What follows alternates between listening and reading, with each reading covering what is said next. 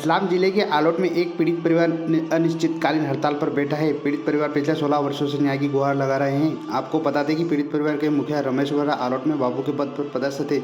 उनकी मृत्यु के बाद आज उन्हें 16 साल से पीड़ितों को न उनकी पेंशन मिली, न कोई अन्य सहायता दी गई। यहाँ तक कि हाईकोर्ट के आदेश के बाद भी जिम्मेदार अधिकारी टालमटोल कर रहे हैं। इन 16 सालों में कई अधिकारी आए और चले गए, लेकिन अब तक पीड़ित परिवार की कोई सुनने वाला नहीं है।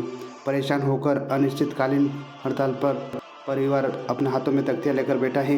परिवार का कहना है यदि समस्या का निराकरण नहीं होता है तो वो हड़ताल भी करेंगे। आज हड़ताल का दूसरा दिन है। एसडीएम ने आश्वासन दिया है। आज दूसरे दिन कांग्रेस नेता व पूर्व जिला पंचायत उपाध्यक्ष सुरेंद्र सिंह सोलंकी व समर्थकों द्वारा पीड़ित परिवार से मिलकर उन्हें समर्थन दिया। साथ ही सोलंकी ने सरकार पर कर्मचारियों को प्रताड़ित करने का आरोप लगाए हैं। Bureau report, Sudarshan TV, Madhya Pradesh. ये मेरे पिताजी 93 से 94 तक, मतलब 94 में यहाँ पे पदस्थ थे और उनकी 2006 में डेथ हो गई थी। उनकी 10-12 साल से उन्होंने यहाँ सर्विस करी थी। उनकी जगह ना मुझे कोई अनुकंपा नियुक्ति मिली, ना मम्मी की पेंशन वगैरह कुछ भी अभी तक प्रशासन की तरफ से कोई सेवा, मतलब जो भुगतान वगैरह जो भी होता है वो कुछ भी नहीं किया शासन वगैरह दिए। 16 से 17 साल हो गए मुझे।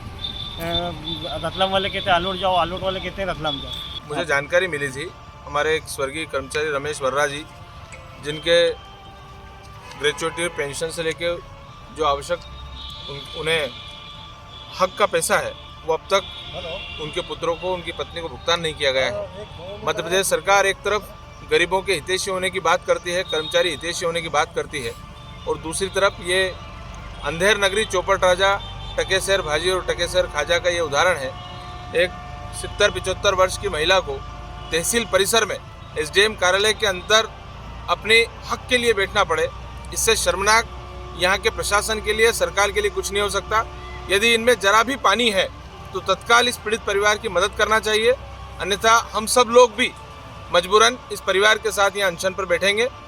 ये तत्काल प्रभाव से हाईकोर्ट से लेकर पूर्व कलेक्टर तक के आदेश हैं और किसी भी तरह से इन्हें रोका नहीं जा सकता, लेकिन मात्र विलंब करना, सरकार बड़ी बड़ी बातें कर रही है और इस तरह से गरीब परिवारों के साथ जो अन्याय हो रहा है उसे अनदेखा कर रही है। तत्काल प्रभाव से इस पे सरकार और अधिकारियों को संज्ञान लेना चाहिए।